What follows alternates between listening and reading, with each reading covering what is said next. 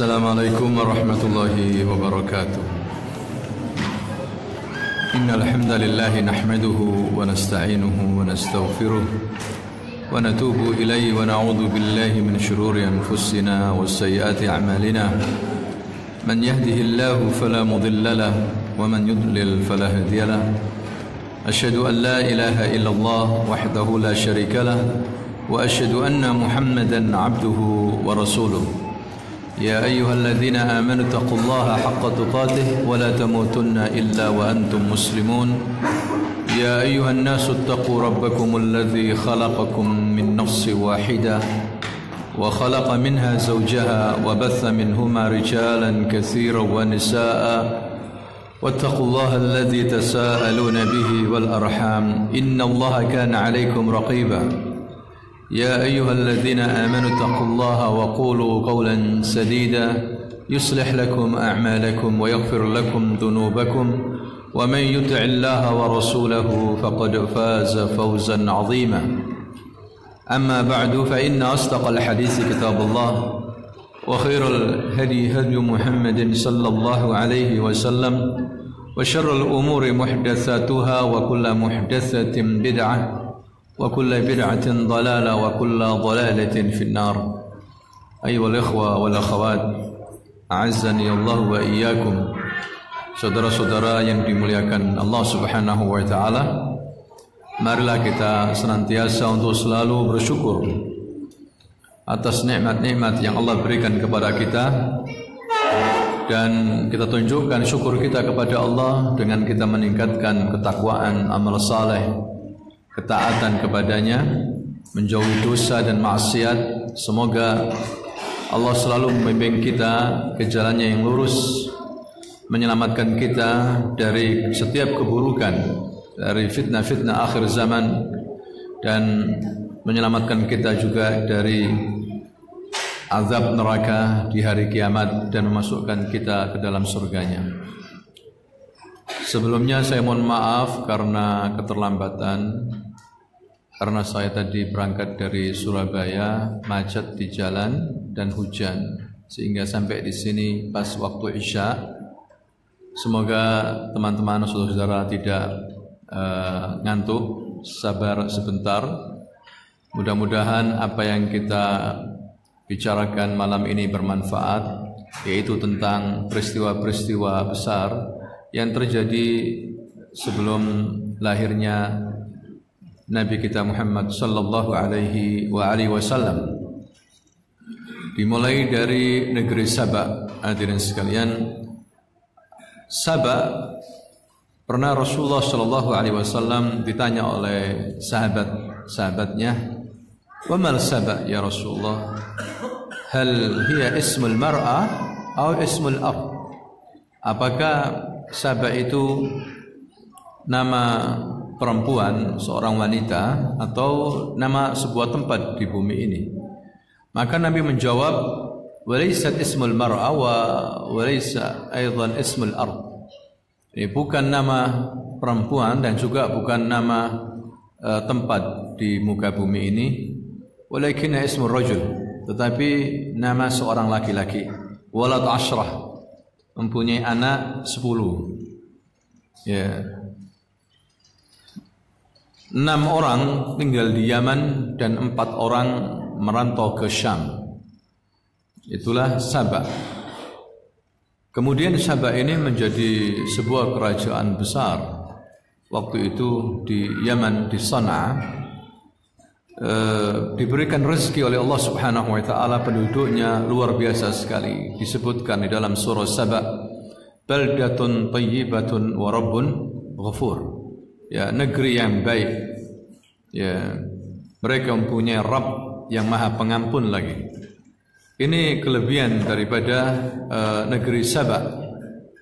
Termasuk waktu itu salah satunya adalah Ratu Bilqis yang hidup di masa Nabi Sulaiman, yang kemudian dia menyerahkan dirinya dan masuk Islam kepada Nabi Sulaiman, dan rakyat Saba kemudian beriman kepada Allah. Tapi lambat laun mereka menyimpang lagi, menyembah matahari, menyembah berhala lagi. Kemudian dihukum oleh Allah Subhanahu wa taala. Allah Subhanahu wa taala berfirman dalam surah Saba ayat 15 hingga 17, dikatakan di sini, laqad kana li saba'in fi maskanihim ayah. Sungguh ada pada negeri Saba itu, apalagi tempat-tempat mereka, ayat, tanda dari kekuasaan Allah Subhanahu wa taala. Jannatani an yamini wa shimal. Dua kebun besar, ya, di sisi kiri maupun kanan. Kemudian kebun-kebun itu berbuah, ya, sehingga perempuan-perempuan mereka ketika mengambil buah, diceritakan oleh Ibnu Katsir dan yang lainnya, ya, tidak usah memetik, cukup menaruh ember atau apa tempat begitu, turun sendiri buah itu. Ya, itulah hebatnya negeri Saba. Semua datang dari Allah Subhanahu wa taala. Belum air yang mengalir, dan mereka kaya raya, mempunyai anak yang sehat-sehat, kuda-kuda, luar biasa sekali, negeri yang penuh dengan kekayaan. Makanya Allah mengabadikan nama dengan nama dalam Al-Quran, surah Al-Quran namanya surah apa? Saba. Ya. Kemudian hadirin sekalian, perintah Allah Subhanahu wa taala tentunya kulu, dikatakan di sini kulu min rizqi rabbikum, makanlah rezeki dari Tuhan kalian ini, washkurulah, dan perintah Allah bersyukurlah, sembah Allah Subhanahu wa taala, beribadah kepada Allah Subhanahu wa taala. Baldatun thayyibatu wa rabbun ghafur, negeri yang indah, ya, mereka mempunyai Tuhan yang Maha Pengampun. Masalahnya adalah mereka mulai menyimpang, dan mereka mempunyai bendungan besar namanya Saddu Ma'rib. Ma'rib ini nama satu provinsi sekarang di Yaman, Ma'rib. Di situ dulu ada bendungan besar namanya Saddu Ma'rib, sad bendungan. Ya, bahkan mereka untuk supaya bendungan itu langgeng, ya, terhindar dari tikus, mereka kirimkan kucing-kucing sehingga tikus itu pada lari. Ya, dan begitulah. Tapi ketika mereka menyimpang, menyembah selain Allah Subhanahu wa taala, fa'aradu fa'arsalna 'alaihim silal 'arim. Maka kami hukum mereka dengan banjir yang melumat kampung-kampung mereka, yaitu negeri Saba. Hancur mereka, hadirin sekalian. Ya, dimulai dari bendungan itu. Tikus yang dulu kecil Allah besarkan menjadi besar, sehingga kucing pun lari. Ya, mudah bagi Allah SWT, sehingga digerogoti oleh tikus bendungan itu, dan hancurlah, ya, yaitu banjir bandang menghancurkan mereka. Sebagian mereka melarikan diri, yang bisa melarikannya sebagian mereka mati. Bahkan negeri mereka ditanami pohon-pohon yang dulunya segar berbuah, sekarang tumbuh untuk pohon-pohon buah-buah pahit. Hukuman dari Allah Subhanahu wa taala. Sebagian mereka pindah ke Yasrib. Yasrib itu Madinah. Ya, sebelum Nabi Muhammad SAW hijrah, nama itu Yasrib. Ya, orang Arab pindah ke sana. Ya, sebetulnya Aus dan Khazraj, suku Arab yang ada di Yasrib itu ada dua suku besar, namanya Aus dan Khazraj. Itu mereka dari sana, dari Yaman, dari Saba. Aus dan Khazraj orang Yaman, Ansar orang Yaman. Ya, Aus dan Khazraj itu sebetulnya dua putra dari seorang wanita namanya Qailah binti Kahin. Siapa? Qailah binti Kahin. Aus dan Khazraj kakak beradik, tapi menjadi kemudian beranak sampai menjadi dua suku apa? Besar, Aus dan Khazraj. Tentunya mereka dulunya musyrikin, orang Arab yang datang dari Yaman. Kemudian mereka masuk Islam atas dakwah Nabi kita Muhammad sallallahu alaihi wasallam. Kemudian di Yasrib juga ada bangsa lain yang datang kemudian, yaitu Yahudi. Ya, kenapa Yahudi datang ke mana? Ke Yasrib, hadirin sekalian. Padahal mereka dari Syam, Palestina, mana itu Suria dan Syam. Syam, yakni kebanyakan Bani Israel. Nabi-nabi Bani Israel dari Syam. Ya. Kenapa mereka datang ke Yasrib? Ada dua alasan. Ada dua faktor. Faktor yang pertama, li ajli din, karena agama. Kenapa? Karena orang Yahudi membaca kitab-kitab mereka, kitab Taurat, begitu juga Injil. Orang Yahudi kitab Taurat ditulis di situ maktub, tertulis nama Muhammad. Ya, diberitahukan oleh Allah Subhanahu wa taala. Begitu juga di Injil maktub Muhammad atau Ahmad. Sifat-sifat mereka, sifat-sifatnya dia Nabi Muhammad sallallahu alaihi wasallam, dan kapan muncul, ya, kapan datang, terus di mana dia ini nabi akhir zaman ini akan datang. Itu mereka tahu. Ya, mereka tahu betul tentang Nabi Muhammad sallallahu alaihi wasallam. Sehingga Allah mengatakan ya'rifunahu kama ya'rifuna abna'ahum.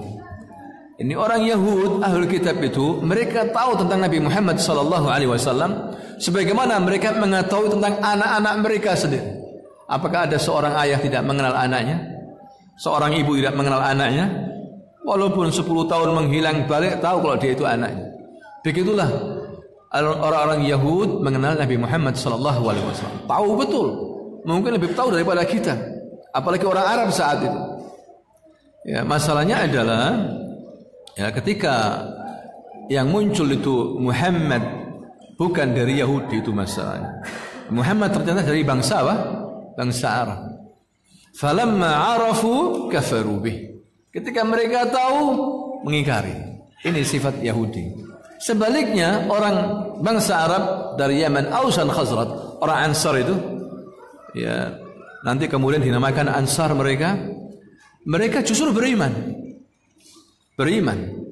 Mereka ketika haji, Rasul mendakwai mereka di mana? Di Aqabah. Aqabah nama gunung di daerah Mina.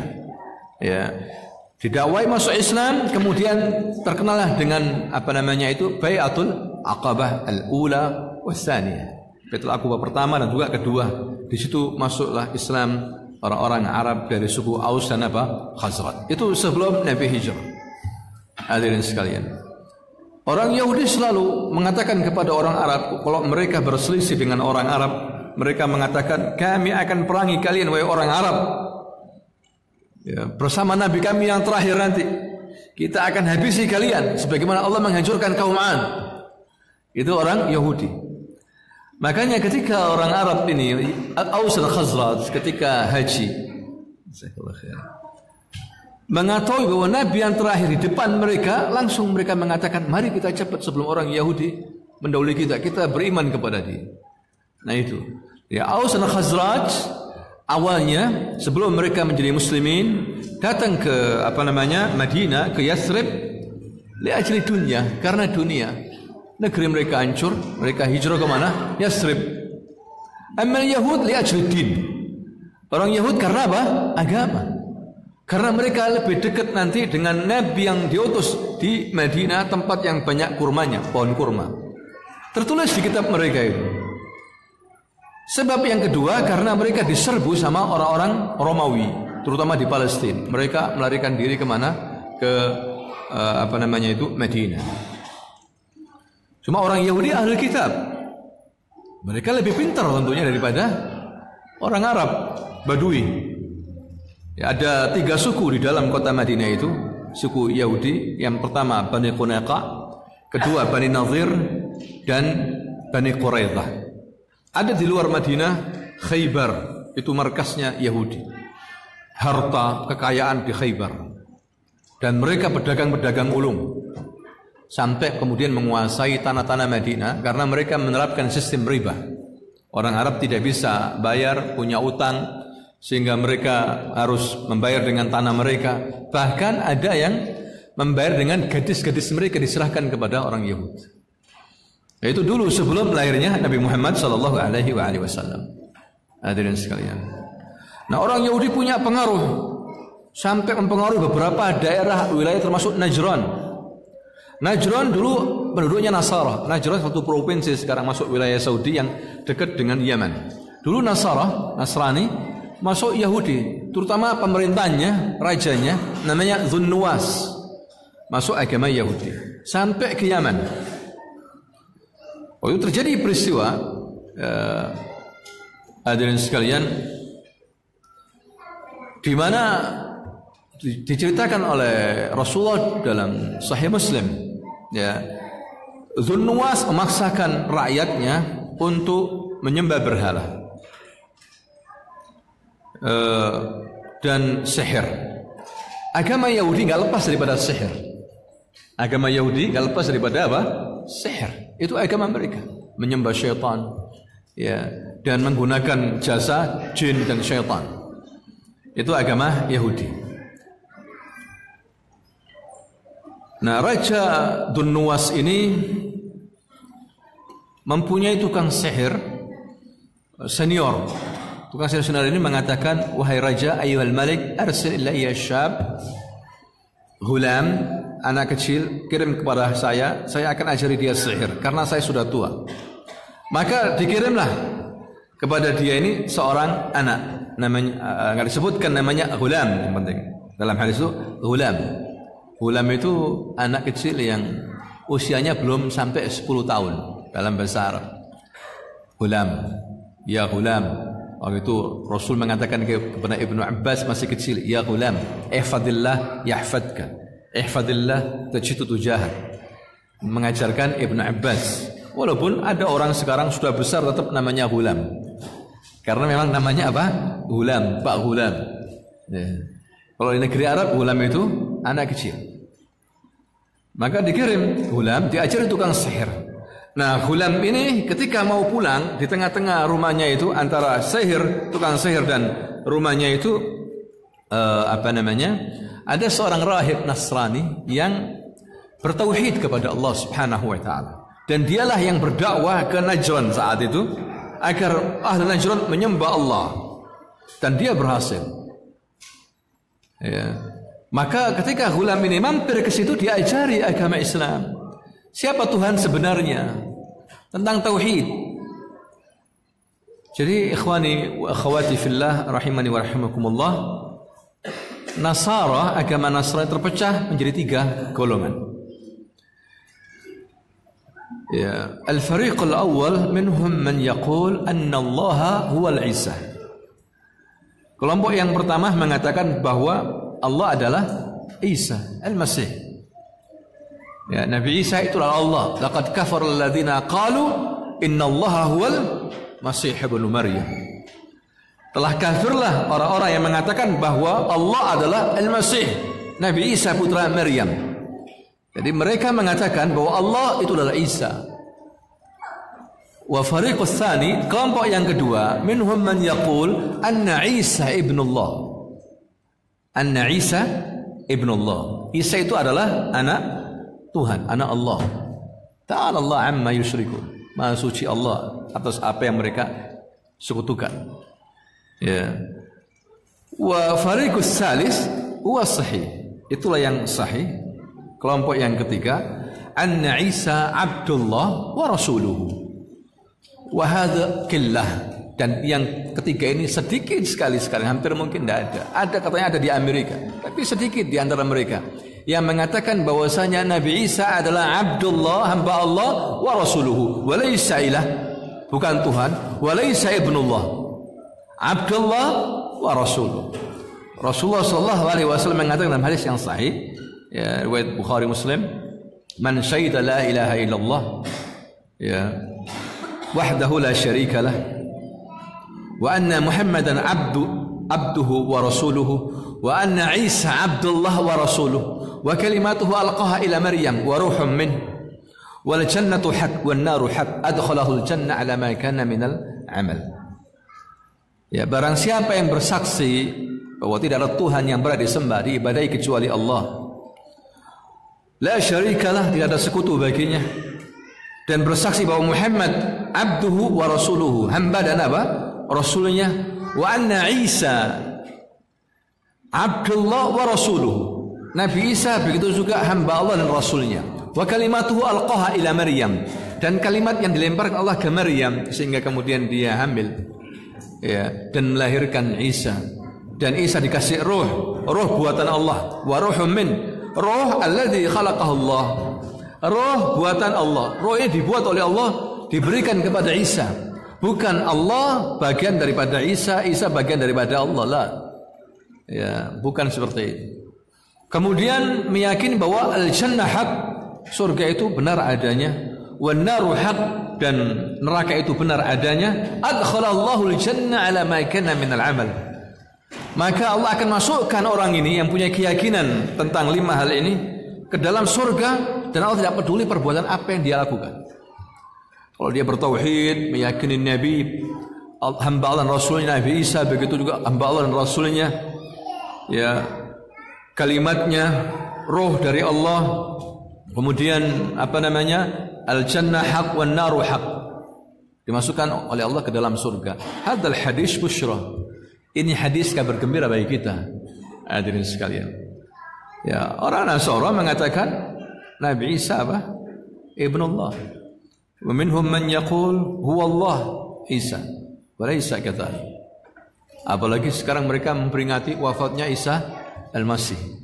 Isa tidaklah wafat. Menurut umat Islam, keyakinan kita Nabi Isa tidak wafat, tidak dibunuh. Wa ma qataluhu wa ma salabu walakin syubbiha lah. Mereka tidak membunuhnya. Orang Yahudi tidak membunuh Nabi Isa. Tidak berhasil dan tidak menyalibnya. Tetapi ada orang yang diserupahkan mirip dengan Isa. Barafah Allah. Bahkan Nabi Isa diangkat oleh Allah ke langit. Nanti di akhir zaman sebagai tanda daripada hari kiamat besar, turun Nabi Isa di langit Suria. Di langit Suria, sebelum fajar, sebelum subuh. Nabi Isa diturunkan oleh malaikat, menggelantung di sayap malaikat di masjid. Waktu itu pemimpin umat Islam Imam Mahdi. Salat subuh disuruh jadi imam, tidak mau. Kamu punya imam. Ya, dan Nabi Isa mengikuti ajaran Nabi Muhammad sallallahu alaihi wasallam. Dia turun di akhir zaman membawa beberapa tugas dari Allah SWT. Pertama membunuh Dajjal dan menghancurkan salib-salib. Ini warid, tertulis dalam hadis Nabi, mutawatir bahkan. Ya. Kemudian akan membunuh babi-babi dan menyuruh orang kafir agar tobat. Dan nanti akan tobat massal mereka. Karena orang kafir di zaman Nabi Isa nggak tobat mati. Nabi Isa tidak perlu capek-capek memerangi mereka. Cukup dengan hembusan nafasnya saja mereka akan mati. Kalau mereka nggak tobat, ya, mereka harus mengikuti ajaran Nabi Muhammad sallallahu alaihi wasallam, menyembah Allah, mengikuti ajaran Nabi. Dan hembusan nafasnya sejauh mata memandang. Ya, itulah kehebatan Nabi Isa alaihissalam membantu umat Islam. Dan yang terakhir, dia harus mati di bumi sebagaimana nabi-nabi yang lain mati. Itulah keyakinan kita tentang siapa? Nabi Isa alaihissalam. Kita kembali ke rahib. Rahib ini mengajarkan kepada ghulam, anak kecil ini, tauhid. Akhirnya ini kisah panjang diceritakan oleh Nabi. Hadirin sekalian, ada di Riyadhus Shalihin juga ada hadis ini, dinukil oleh Imam Nawawi. Ya, saya ringkaskan kisahnya. Jadi ketika dia pulang terlambat, dimarahi sama keluarganya. Ketika berangkat ke tukang sihir belajar, terlambat juga karena mampir di rahib ini, dimarahi. Akhirnya mendapatkan nasihat dari rahib ini, pendeta Nasrani yang muslim, yang mukmin, yang bertauhid. Begini aja, kalau kamu terlambat pulang, beritahu aja tukang sihir yang menghalangiku, mengakhirkanku. Kalau tukang sihir bilang kamu terlambat, dimarahi tukang sihir, beritahu keluargaku yang menghalangiku. Sehingga berjalan lancar ini. Ya, majelis ilmunya ghulam ini diajari. Suatu hari ghulam ini melihat ada binatang besar di jalan, di mana warga masyarakat tidak mampu untuk menghalaunya. Maka ghulam mengatakan, ya Allah, ya, tunjukkan mana yang paling kuat, ilmunya rahib yang diajarkan kepadaku atau ilmunya tukang sihir. Maka dia mengucapkan bismillah, dilempar binatang itu dan mati. Semenjak saat itu terkenallah ghulam ini bisa menyembuhkan orang yang buta dari lahir, bisa menyembuhkan. Ya, akmah. Akmah itu buta dari lahir. Kalau a'mah, buta setelah apa? Lahir. Akmah itu lebih sulit. Bayangkan, bisa disembuhkan oleh Allah tentunya melalui ghulam ini. Begitu juga abros, penyakit kulit. Ya. Dan Waktu itu Jalisul Malik, wazir atau menteri besar, raja buta, sudah tua, ingin dia bisa melihat lagi. Dia mengumpulkan uang banyak, emas dan yang lainnya, memanggil Ghulam. Ya Ghulam, sembuhkanlah aku. Aku mendengar kau menyembuhkan orang buta, orang yang sakit begini-begini. Ini harta, kalau kau bisa menyembuhkan, laka. Ya, untukmu ini harta. Kata Ghulam, ana tidak bisa menyembuhkan. Yang menyembuhkan Allah. Allah syafi. Ya, in kunta tu'min billah, fatad Allah. Allah yashfik. Kalau kamu beriman kepada Allah, ya, maka Allah akan menyembuhkan kamu. Maka dia beriman kepada Allah langsung. Amantu billah. Kemudian dia berdoa, subhanallah, disembuhkan matanya oleh Allah subhanahu wa ta'ala. Ya, maka terdengar oleh Malik Raja Dunnuwas ini Yahudi. Dari mana kamu? Kok bisa sembuh? Cerita-cerita akhirnya dari Ghulam. Ghulam katanya Allah yang menyembuhkan, bukan aku. Berarti ada Tuhan yang kamu sembah selain ini. Ya, berhala-berhala. Iya, Tuhanmu, wa Tuhan kita semuanya, Allah subhanahu wa ta'ala. Maka dibunuhlah orang ini, orang buta ini. Begitu juga guru besarnya rahib dibunuh. Tinggal Ghulam ini. Ghulam mau dibunuh. Raja merintahkan prajuritnya untuk pergi ke gunung, bawa ke atas gunung, sampai ke atas gunung puncaknya, lemparkan Ghulam ini biar mati. Ya, dibawa ke gunung, sampai gunung ada getaran begitu. Justru prajuritnya yang mati, Ghulamnya selamat. Ya, muncul lagi di kerajaan Raja Dunnuwas. Kaget, kok masih hidup? Maka diberitahukan oleh raja, ambil lagi ini Ghulam ini. Kata raja kepada prajuritnya, bawa ke tengah laut. Kalau sudah sampai tengah laut, ceburkan dia, tenggelamkan biar mati. Dibawa oleh prajuritnya. Ketika sampai tengah laut, ya, ternyata yang mati prajuritnya. Ghulamnya enggak mati. Hadirin sekalian, maka Ghulam masuk ke tempat raja dan mengatakan, ayyuhal malik, kamu tidak bisa membunuhku. Yang bisa membunuhku Tuhanku. Saya ajari kamu supaya bisa membunuhku. Bagaimana caranya? Kumpulkan seluruh rakyatmu, ahlu Najran, kumpulkan seluruhnya. Ya, kemudian setelah itu ucapkan, sebelum engkau membunuhku, Bismillah Rabbul Ghulam. Dengan nama Allah, Tuhannya apa? Ghulam. Terus panah pas di sini, ya, atau pelipisku sini. Maka dikumpulkan dan dia mengatakan Bismillah Rabbul Ghulam, rajanya. Akhirnya mati itu Ghulam, dan semuanya akhirnya beriman. Ya, benar ternyata Ghulam ini Tuhannya adalah Allah, maka kita harus menyembah Allah. Maka mereka beriman seluruhnya ahlu Najran. Disitulah Raja Dunnuwas berang, marah. Kalian harus murtad, tinggalkan itu agama Islam, tinggalkan penyembahan kepada Allah. Mereka tetap tidak mau istiqamah, bahkan diancam mau dibantai, ya, tetap beriman. Akhirnya Raja Dunnuwas Yahudi ini memerintahkan prajuritnya untuk membuat apa? Parit panjang, kemudian dimasukkan kayu-kayu bakar, dinyalakan api. Siapa yang tidak murtad, masuk api itu, dibakar hidup-hidup. Mereka tetap dalam keyakinannya, istiqamah, luar biasa sekali. Terbunuh waktu itu katanya ahli tafsir 20.000 yang dibantai. Istiqamah mereka. Ya, terakhir diantaranya adalah seorang ibu yang bawa bayi. Ibu ini agak ragu, tapi tiba-tiba bayi ini bisa bicara. Ya umma, ya innaka alal haq, yani innaki alal haq, kamu di atas kebenaran. Kalau kamu istiqamah, lakil jannah, kamu punya surga, masuk surga kamu. Akhirnya nyemplung juga. Oleh karena itu disitulah Allah Subhanahu wa ta'ala turunkan surah Al-Buruj. Ya, qutila ashabul ukhdud an-nari dhatil waqud idhum 'alayha qu'ud wa hum 'ala ma yaf'aluna bil mu'minina syuhud wa ma naqamu minhum illa ay yu'minu billahi al-'azizil hamid, dan seterusnya.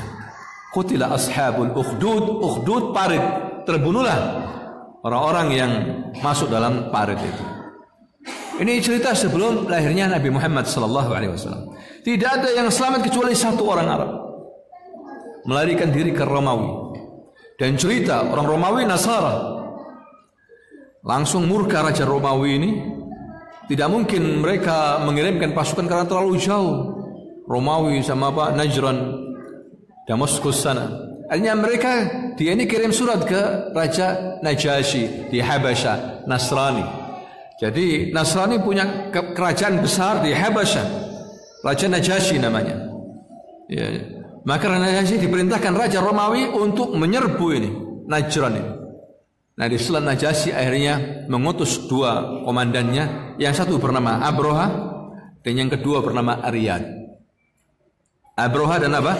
Aryad. Aryad tinggi besar, Abroha kecil. Ya, tapi cerdas Abroha ini. Pinter. Biasanya orang kecil pinter-pinter ini. Bukan berarti orang besar nggak pinter. Cuma biasanya begitu. Ya.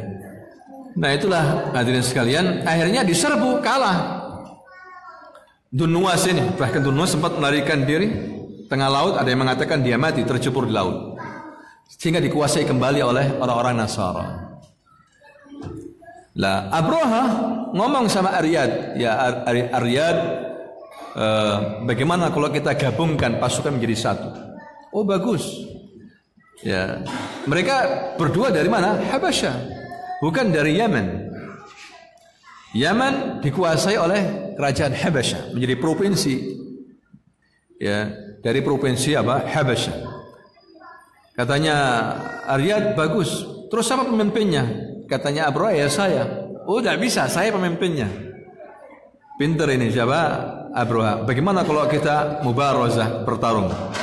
Tapi kalau kita bertarung jangan sampai ada yang melihat, orang Yaman atau orang Habasyah, pasukan kita nggak ada yang melihat. Kita aja berdua. Baik, kapan? Besok pagi. Ya, akhirnya mereka bertarung besok paginya. Tentunya kalah ini Abroha ini. Karena Aryad besar, badannya tinggi.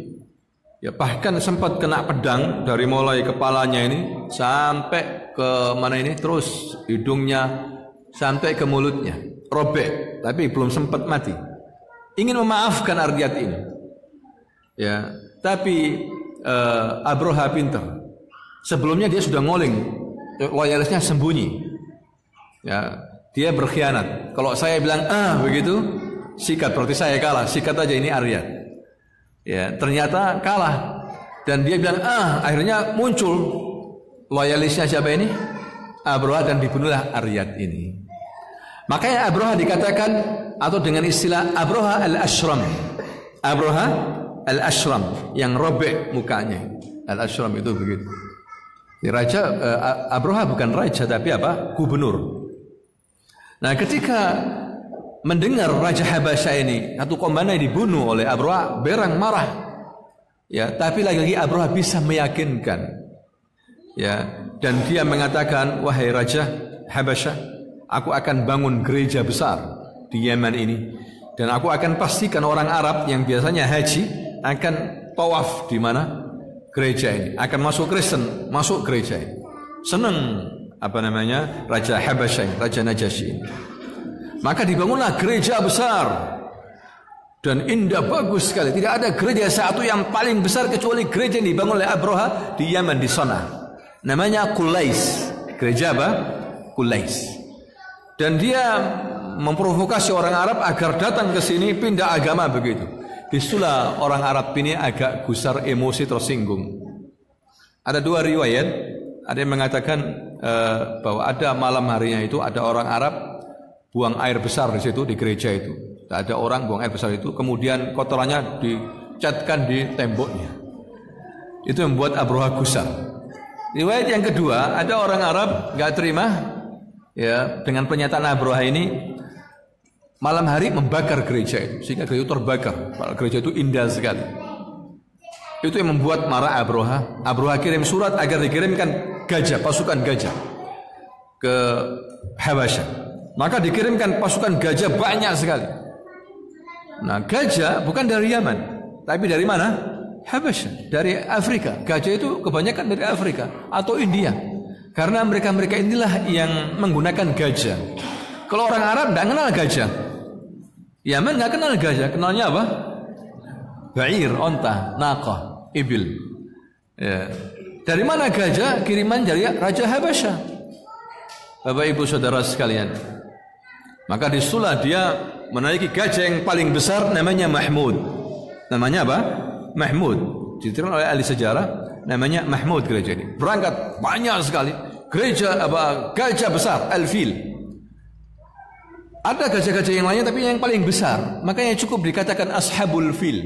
Jamak fil fialah. Fil itu gajah. Jamaknya apa? Fialah. Allah tidak mengatakan ashabul fialah, pasukan-pasukan gajah-gajah, tapi ashabul fil. Fil cuma satu. Karena mewakili semuanya cukup satu. Karena ini yang paling besar. Apabila gajah besarnya duduk, gajah yang lainnya duduk. Ya, gajahnya siapa? Abroha. Maka berangkat menuju Arab. Abroha nggak tahu jalan menuju Mekah. Nggak tahu. Ya. Tapi dihadang sama kabilah-kabilah Arab, suku Arab di jalan, tapi kalah mereka sama Abroha. Sampai di Taif. Nah, di Taif itu ada temannya Abroha, orang Arab pengkhianat. Namanya Abu Righal. Diceritakan oleh Nabi Abu Righal. Abu Righal ini mengantarkan jalan menuju Mekah. Perbuatan yang tidak baik, padahal niatnya untuk menghancurkan Ka'bah. Nah, disitulah ketika di tengah jalan Abu Righal dibunuh sama Allah Subhanahu wa taala, ditenggelamkan dengan padang pasirnya itu, mati. Tapi Abroha sempat menahan ketua suku namanya Nufail bin Al-Hubayb, ditahan untuk mengarah ke mana? Ka'bah. Sampai di daerah Mina, antara Mina sama Musdalifah ada gunung namanya Wadi Muhassir sekarang. Namanya Wadi apa? Muhassir. Katakan Muhassir karena disitulah penyesalan mereka. Gunung penyesalan. Ya. Karena disitulah Allah menghancurkan pasukan Abroha. Sampai di situ mendirikan tenda-tenda Abroha ini, dan pasukannya mencuri 200 ekor ontanya Abdul Muttalib. Siapa Abdul Muttalib? Jaddun Nabi, kakeknya Nabi, pemimpin Arab. Abdul Muttalib Jaddun Nabi, kakeknya Nabi, pemimpin Arab dan terhormat, fasih, bicaranya fasih, ganteng, besar, tinggi, wibawa. Kakeknya Nabi itu Abdul Muttalib. Namanya bukan Abdul Muttalib aslinya. Namanya siapa? Syaibah. Kan dia lahir di Madinah. Ya, lahir di Madinah. Jadi bapaknya Abdul Muttalib itu namanya Hashim, menikah di Madinah dari suku Bani Najjar, istrinya melahirkan Syaibah, melahirkan anak namanya Syaibah. Kenapa dinamakan Syaibah? Karena ada rambut putih mulai kecil itu, seret begitu. Rambut putih namanya Syaibah. Syaibah, orang Syaibah maka dikatakan tua, Syaibah karena sudah apa? Beruban. Ya. Anak kecil nanti pada hari kiamat menjadi tua, beruban. Ya, Syaibah. Namanya Syaibah, Syaibatul Hamd. Tapi karena sudah besar diajak oleh kakek-kakeknya untuk ke Mekah jadikan pemimpin. Waktu itu dia ikut kakeknya namanya Muttalib, sehingga disebut dengan Abdul Muttalib, hambanya Muttalib. Ya. Jarang disebut Syaibah lagi, disebut Abdul Muttalib, kakeknya Nabi. Dia kaya waktu itu. Pasukannya Abroha mencuri 200 ekor onta milik siapa? Abdul Muttalib. Abdul Muttalib datang, berani dia. Padahal dihadang sama tokoh-tokoh Quraisy, jangan. Kamu ini dibunuh lah. Ini barang milikku. Didatangi Abroha. Ketika Abroha melihat Abdul Muttalib, dia duduk di atas waktu itu, langsung turun dia. Turun kenapa? Melihat wibawa betul kakeknya Nabi Abdul Muttalib itu. Ganteng, tinggi, Masya Allah, fasih bicaranya. Langsung duduk di tanah Abroha ini. Abroha kecil, mokong ini Abroha ini. Ya. Tapi cerdik dia ini. Dia tanya, ya Abdul Muttalib, kamu pemimpin Arab, ada apa ke sini? Saya ke sini untuk mengambil 200 ekor ontaku yang kamu curi. Kembalikan. Ketawa Abroha. Saya pikir kamu ini akan membela, menghadangku, karena aku akan menghabisi itu, mau menghancurkan Ka'bah itu, lambang simbol keagamanmu itu. Katanya Abdul Muttalib, ana Rabbul Ibil, saya pemilik onta. Rumah itu, Ka'bah itu, lahu Rabb yahmi. Ya, ada yang punya itu akan melindunginya, bukan urusanku itu. Kembalikan ontaku. Maka dikembalikan ontanya. Abdul Muttalib berjalan ke Mekah, ke Ka'bah, menyuruh orang Quraisy, orang Arab, wahai orang Arab, ukhruju min buyutikum. Padahal dia ini kafir, musyrik. Abdul Muttalib ini musyrik. Ya, dia yakin betul akan terjadi sesuatu. Dia ngomong sama rakyatnya, wahai orang Arab, ya masyarakat Quraisy, ukhruju min buyutikum, ukhruju min al-haram. Keluar kamu dari rumah kalian, keluar kamu dari wilayah tanah haram. Naik ke gunung-gunung, is'adu ilal jabal, sembunyi. Itu Abdul Muttalib. Kemudian dia menghampiri Ka'bah, ke pintu Ka'bah dan megang pintu Ka'bah. Dia berdoa kepada Allah. Bayangkan, musyrik berdoa kepada Allah dengan ikhlas. Dia mengatakan, ya Allah, ya, sesungguhnya pasukan salib ingin merobohkan rumahmu. Jangan izinkan mereka. Dia mengatakan pasukan salib, salibu. Bayangkan, karena orang pasukan salib itu biasanya mereka kalau perang membawa apa? Salibnya. Begitu. Tahu, dikenal jelas. Hadirin sekalian. Dia bersyair, jangan izinkan mereka tanpa izin masuki rumahmu. Ya, engkau lah yang maha mulia. Itu Abdul Muttalib. Tapi kenapa dihukumi syirik mereka itu? Dihukumi musyrik karena tauhid ibadahnya rusak, tauhid uluhiyahnya rusak. Mereka yakin betul tauhid uluhiyah. Mereka mengenal, mengetahui dan yakin Allah yang menciptakan mereka, Allah Ar-Razzaq, beri rezeki, yuhyi wa yumit. Mereka tahu itu. Tapi dihukumi oleh Allah dan Rasulnya apa? Musyrik. Karena cara ibadahnya mereka yang salah. Tidak langsung kepada Allah, tapi melalui kuburan, melalui berhala, Latta wa Uzza wa Manat. Begitu. Itu yang salahnya mereka itu. Seperti dilakukan oleh sebagian orang sekarang ini. Mereka sholat haji, tapi sisi lain minta kepada penghuni apa? Kubur. Ya sama. Tauhid ibadahnya rusak. Padahal Nabi SAW menyuruh kita apa? Idza sa'alta fas'alillah. Kalau kamu minta kepada Allah. Istighasa, minta kepada Allah. Begitu. Banyak ayatnya. Ya, wa annal masajida lillah fala tad'u ma'allah ahada. Wa annal masajida lillah. Ini masjid untuk Allah. Ya, ada ahli tafsir mengatakan masjid di sini maksudnya masajid sujud. Kalau kamu sujud, seru Allah ucapkan ya Allah, jangan selain Allah. Gitu maksudnya. Tauhid. Tapi wala kulli hal Abdul Muttalib berdoa kepada Allah. Kemudian dia naik ke gunung. Tadi ada orang Arab namanya Nufail bin Al-Hubaib. Ya, yang ditawan, dia berteriak ke kupingnya Mahmud, gajah. Ya Mahmud, kalau kamu disuruh ke Mekah, fala tadhhab ilayha. Kalau selain Mekah silakan. Ini orang Arab ini. Akhirnya namanya Mahmud ini belok mengarah ke Yaman. Belok apa? Ke Yaman. Dipukul sama Abroha, tidak mau keluar, tidak mau berdiri, duduk. Kalau menuju ke Mekah, ke Yaman lari bisa, ke arah Syam lari. Ya, subhan, siapa yang lakukan ini? Allah. Ya, benar. Nufail bin Hubaib mengatakan, ya Mahmud ila Makkah fala. Hati-hati.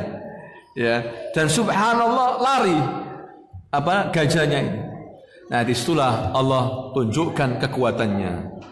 Muncul burung ababil dari Laut Merah. Dalam Laut Merah muncul, ya, membawa 3 batu setiap burungnya itu. Satu di mingkornya, di parunya, satu di kaki kanan, satu di kaki kiri. Sijil, bawa batu sijil, dan setiap batu ada namanya masing-masing. Di daerah perbatasan antara Muzdalifah dan Mina sudah dihancurkan oleh Allah Subhanahu wa taala pasukan Abraha dengan apa? Burung ababil. Sehingga turunlah ayat tadi yang dibaca oleh Ustaz Al-Imam Rizki, alam tara kaifa fa'ala rabbuka bi ashabil fil. Alam tara, tidakkah kamu melihat ya Muhammad? Alam tara kaifa fa'ala rabbuka bi ashabil fil. Kaifa fa'ala rabbuka? Bagaimana Tuhanmu menghancurkan ashabul fil? Ashabul fil satu gajah, padahal gajahnya banyak. Kenapa disebutkan satu gajah? Karena ini gajah ada yang besar mewakili yang lain. Gak usah Yang lain disebutkan tidak usah. Ya, karena ini yang paling besar. Ashabul fil bukan ashabul fialah. Ya, fil jamaknya apa? Fialah. Tapi ashabul fil. Alam tara kaifa fa'ala rabbuka bi ashabil fil? Tidakkah kamu melihat ya Muhammad? Apakah Muhammad melihat? La. Kenapa Allah mengatakan tara? Ya, ini peristiwa 50 hari sebelum lahirnya Nabi. Kejadian gempuran Abroha yang digagalkan oleh Allah Subhanahu wa taala. 50 hari sebelum apa? Lahirnya Nabi.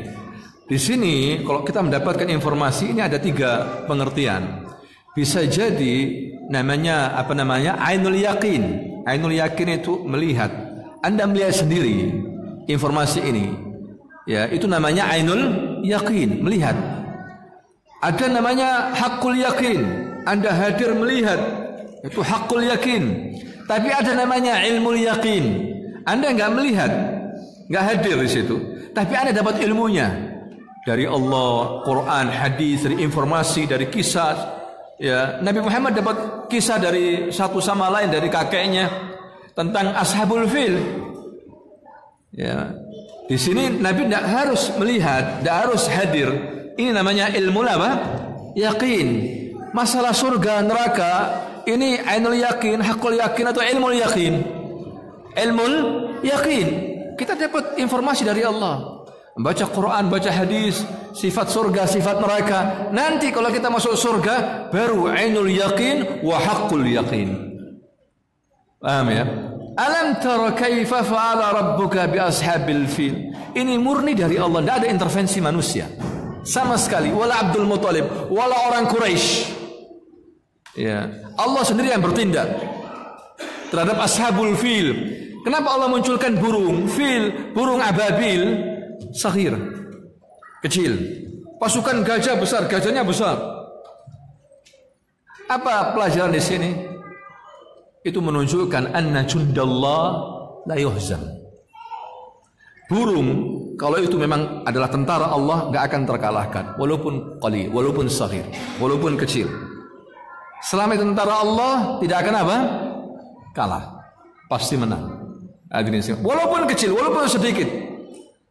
Wa kam min fi'atin qalilatin ghalabat fi'atan katsiratan biiznillah. Kalau itu tentara Allah Subhanahu wa taala, Allah tunjukkan. Tikus. Awalnya tikus kalah sama kucing. Ketika orang Sabak beralih ke penyembahan berhala matahari, Allah besarkan tikus. Kucingnya lari. Bayangkan, kucingnya lari. Di Grogot itu bendungan Saddu Ma'rib itu hancur. Hadirin sekalian, kekuasaan Allah Subhanahu wa taala. Ya, makanya kita jangan sombong. Habis itu Abroha. Alam tara kaifa fa'ala rabbuka bi ashabil fil? Alam yaj'al kaidahum fi tadlil? Bukankah Allah menjadikan mereka itu sia-sia? Tadlil, sia-sia. Tidak ada artinya sama sekali gemburan mereka. Menurut Abroha, kita akan habis itu Mekah, Ka'bah itu. Ya, lambang keagamaan orang Arab yang selama ini dipuja, ditawafi. Mudah nanti kita bawa rantai, di rantai itu Ka'bah ditarik oleh 4-5 gajah, selesai rubuh. Menurut siapa? Abroha. Wa makaru wa makarallah wallahu khairul makirin. Alam yaj'al kaidahum kaida, yani rencana mereka, makar mereka, fi tadlil, sia-sia.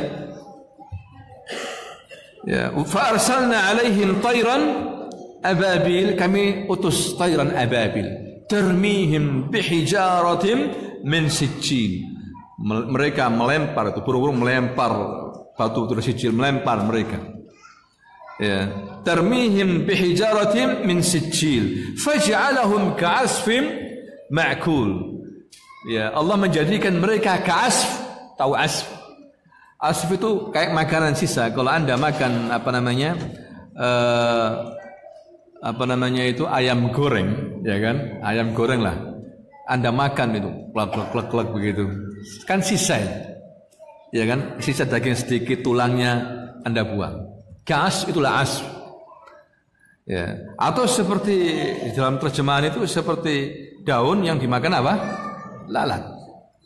Luar biasa ini. Batu itu mengenai kepala mereka, tembus ke Ini pantatnya mereka. Ya, bahkan sebagian dagingnya keluar dari badannya. Enggak utuh badan mereka. Hancur. Neraka, batu dari neraka. Neraka ini panas. Na'udzubillah min azabinnar. Neraka Allah Subhanahu wa taala mengerikan. Allah bakar api neraka itu 3000 tahun. Ya. Fase pertama 1000 tahun dibakar, api itu menjadi putih. Kemudian 1000 tahun kedua dibakar menjadi merah. 1000 tahun terakhir dibakar menjadi hitam gelap, mengerikan sekali. Azab neraka. Bagaimana batu-batunya? Ya, bukan main-main ini. Rasul sampai ketika khutbah itu memperingatkan neraka, surbannya itu atau selendangnya jatuh ke kakinya. Dia mengatakan, ya ummati anzartukum an-nar, anzartukum an-nar, anzartukum an-nar. Nabi keras, aku ingatkan kalian neraka, neraka, neraka. Hati-hati, jangan sombong. Ya, jangan mencela agama Allah. Allah Subhanahu wa taala berfirman apa? Wail likulli humazatil lumazah alladhi jama'a malahu wa 'addadah yahsabu anna malahu akhlada kalla la yunbadanna fil hutamah. Ya, celakalah orang-orang yang mengumpat mencela. Humazah itu mencela saudaranya dengan bahasa tubuh. Ya. Ada Ibnu Abbas mengatakan dia mencela di saat di depannya, ya, sedangkan lumazah di belakangnya. Ada tafsir juga lumazah mencela dengan lisannya. Ada namanya ghamas, ghamas mencela dengan bahasa matanya, mencela saudaranya. Ya, dengan bahasa matanya atau bahasa tubuh. Ini orang seperti apa? Dubbah itu beruang, bunder gemuk begitu. Ya. Tidak boleh begitu, itu tidak boleh. Termasuk dosa besar, wail, diancam azab, kerugian, celaka. Ada juga riwayat wail wadin fi jahannam, yaitu lembah di jahannam, wail. Setiap, katanya Imam Zahabi, setiap dimulai dari wail ini kabair. Mencela begitu juga, mencela tidak boleh. Lain dengan menasihati. Kenapa orang itu mencela enggak boleh? Karena orang itu ketika mencela temannya, saudaranya, berarti dia mencela ciptaan Allah. Padahal Allah mengatakan apa? Wat-tin waz-zaitun. Wat-tin waz-zaitun wa turi sinin wa hadzal baladil amin. Laqad khalaqnal insana fi ahsani taqwim. Laqad khalaqnal insana, kami telah menciptakan manusia fi ahsani taqwim. Sesempurna-sempurna bentuk. Kemudian Anda cela, itu tidak bagus, jalannya pincang. Lah, berarti Anda mencela ciptaan Allah, bisa kufur. Kalau terus-menerus bisa kufur, berbahaya. Makanya diancam oleh Allah, sifat mereka itu apa? Wailul likulli humazatil lumazah alladzi jama'a malahu 'addada. Mereka itu selalu mengumpulkan harta dan menghitung-hitungnya setiap malam. Ya, rekening ini berkurang atau bertambah gitu. Boleh enggak begitu? Ya boleh aja menghitung uang, mengumpulkan harta boleh. Cuma keluarkan zakatnya, sedekahnya keluarkan. Kalau enggak berbahaya. Diancam dengan wail. Ya, yahsabu anna malahu akhlada. Dia mengira orang yang punya harta itu enggak akan mati, akan terus hidup, awet muda. Menurut perkiraan orang begitu juga. Ada orang usianya 60 tahun. Masya Allah awet muda. Rambutnya hitam terus. Ya, karena disemir. Ya, sehat. Ya enggak apa-apa kalau dia mau olahraga. Ini ada orang usianya baru 39 tahun kayak orang tua. Ya, kayak apa? Orang tua, kepikiran banyak utang. Ya. Apakah ini pernyataan sahih? Lah. Belum tentu, tidak bisa begitu. Penyakit itu enggak bisa disembunyikan. Kalla la yumbazanna fil hutama. Tidak benar seperti ini. Justru mereka akan kami masukkan, kami akan lempar ke hutamah. Wa ma adraka mal hutama. Apa itu hutama? Narullah muqadah. Api Allah yang sudah dinyalakan. Api Allah kalau sudah dinyalakan, dan ini sudah dinyalakan. Narullahil muqadah allati tattali'u 'alal af'idah, yang sampai menghujam ke hati. Azab neraka itu tidak hanya membakar daging, tulang, tapi ke hati supaya merasakan sakitnya. Api dunia lain dengan api akhirat. Hadirin sekalian, api akhirat punya akal. Punya apa? Punya akal. Punya suara, bisa ngomong. lain dengan api dunia. Ya, dan dia tahu hati-hati manusia yang buruk. Semakin benci sama Islam, dihabisi sama api neraka itu. Allati tattali 'alal afida. Afida jamak dari fuad. Fuad afida, hati. Yang menghabisi mereka. Ya. Alaihim narum musadah fi 'amadin mumaddadah. Ya, jadi mereka dikepung sama neraka. Di amud itu kayak tiang gitu, besi, diikat mereka, ditutup pintunya. Ya, bisa dibayangkan, menjerit, nggak ada yang mendengar. Azab neraka. Makanya hati-hati, jangan mengumpat, jangan memusuhi Allah. Ini Abroha seperti itu. Ya, ini juga hadirin sekalian, kabar gembira bagi orang Quraisy. Kenapa Allah gagalkan dan Allah selamatkan orang Quraisy? Supaya orang Quraisy nanti itu, ya, sebagai penjaga dari rumah Allah, mereka bisa berniaga, bisa aman. Ya, seharusnya mereka bersyukur. Makanya ayat atau surah Al-Fil dengan surah Quraisy saling berhubungan, tidak bisa dipisahkan. Tidak bisa dipisahkan. Dengan kejadian ini, orang Quraisy bersyukur. Orang Quraisy, Abdul Muthalib CS ini melihat sendiri. Bayangkan, melihat sendiri bagaimana azab Allah turun ke pasukan Abroha, sedangkan mereka selamat. Makanya Allah mengatakan li'ila fi Quraisy. Allah memberikan kelembutan bagi orang Quraisy. Mereka biasanya bersafar. Ila fihim rihlatash syita'i was-saif. Mereka suka bersafar berniaga di musim dingin ke Yaman, di musim panas ke Suria, ke Damaskus. Orang Quraisy berdagang. Bayangkan kalau dikuasai oleh Abroha. Ya, kalau negeri enggak aman, bisa enggak berniaga? Berdagang, tidak bisa. Makan pun tidak bisa, nggak aman. Kalau situasi perang, dijajah lagi sama Abroha. Makanya Allah menyuruh apa? Falyabudu rabb hadzal bait. Hendaklah mereka itu orang Quraisy, orang Arab itu menyembah siapa? Yang punya rumah ini. Siapa? Allah. Allah tidak mengatakan falyabudu rabbakum. Hendaklah kalian sembah Tuhan kalian. Lah, mereka punya rob-rob banyak. Mereka punya apa? Arbabam min dunillah, banyak. Latta wa Uzza wa Manata wa Hubal. Belum patung-patung yang banyak itu. Tapi Allah mengatakan falyabudu rabb hadzal bait. Mereka tahu rabb hadzal bait, Rabbul Ka'bah man? Allah. Tahu mereka, enggak ada yang lain. Suruh supaya menyuruh supaya mereka menyembah Allah. Allazi at'amahum min ju' wa amanahum min khawf. Allah yang memberikan mereka makanan di saat mereka kelaparan. Allah yang memberikan rasa aman di saat mereka ketakutan. Dari apa? Dari serangan Abroha, ketakutan. Selain Abdul Muthalib, takut orang Arab, gemetar. Orang Arab waktu itu melihat pasukan Abroha, gemetar, ketakutan. Abdul Muthalib tidak. Ini hebatnya kakeknya Nabi. Hadirin sekalian. Ya, tapi ya mau nggak mau harus menyingkir. Mereka tahu itu. Dalam mereka bersyukur, jangan menyembah berhala. Bukankah itu kehendak Allah semuanya, kekuasaan Allah? Nah itulah, ini terjadi 50 hari sebelum apa? Lahirnya Nabi Muhammad SAW. Ini juga sebagai bukti irhasad, yaitu kejadian yang luar biasa untuk kelahiran Nabi, untuk menyambut lahirnya Nabi. Sehingga Nabi lahir dalam keadaan Mekah aman, tidak ada masalah. Tidak ada Abroha, tidak ada. Tidak ada di Nasara, tidak ada. Ya, nusratul lin Nabi, untuk menolong Nabi Muhammad sallallahu alaihi wasallam. Karena akan lahir cikal bakal Nabi terakhir, Rasul yang terakhir, akhir zaman, Nabi Muhammad sallallahu alaihi wasallam. Maka digagalkan ini Abroha, CS ini. Nah itulah hadirin sekalian beberapa kejadian sebelum lahirnya Nabi. Makanya Nabi itu lahir hari Senin, bulan Rabiul Awal, tahun apa? Gajah. Orang Quraisy dulu nggak ngerti tahun. Lain dengan orang Romawi. Ya, ahli kitab. Mereka punya ilmu kitab.